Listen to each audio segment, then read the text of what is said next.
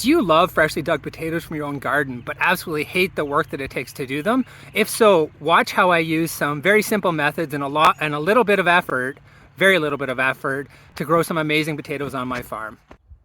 All right, anyone who's dug and ate fresh potatoes out of the garden and had them on their plate that same day knows that they're absolutely nothing like any potato you can get anywhere else. But you probably also know it's a real pain to do all the trenching, the digging, the hilling, and then getting those things out and not chopping them up or losing some along the way.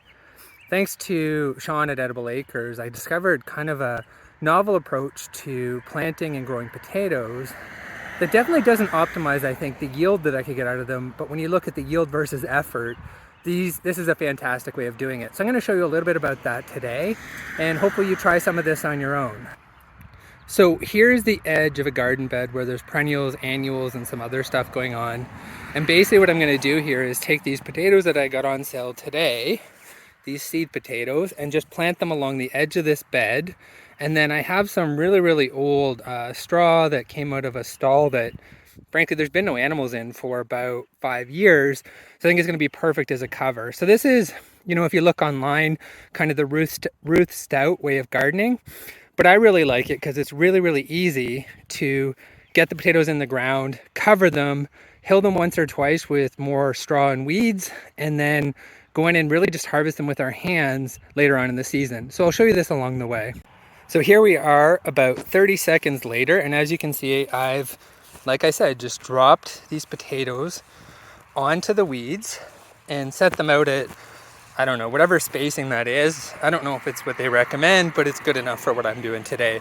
Again, I got these potatoes on sale. It's a little late in the season, but we'll get some good new potatoes late into our growing season here. They're going to be absolutely delicious.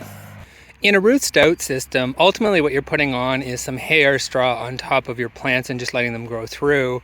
I do have some hay and straw around, but I also have this patch of my garden that is completely overrun by grasses. I really haven't been too focused on weeding and grasses this year. I've really been planting a lot of stuff out, and so they've taken over. So what I'm going to do is actually harvest / pull a lot of these grass and weeds, and then I'll show you how I put them on top of the potatoes that I just set in the ground and put the straw / manure combination on top.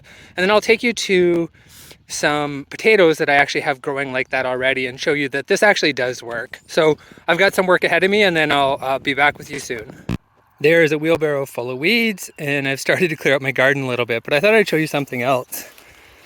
When I first started planting potatoes 3 years ago, this is actually one of the spots that I did it, and clearly I didn't get all of them. So despite almost a foot of wood chips and a couple years gone by, we still have these potato plants poking up through. I've tried to harvest potatoes that kind of volunteer like that in the past and haven't really found them to work out that well. But it definitely reaffirms what a resilient crop this is and how I really don't have to baby them in any sort of the systems, because this is just them trying to survive with no attention, no planting, and a lot of hurdles in front of them, and they're doing great. So there's the area that I weeded into that wheelbarrow. 3 wheelbarrows came out of there, and I still have a lot left to do. But, you know, as permaculture talks about stacking functions, pulling those weeds to use as the straw on my potatoes makes a lot of sense.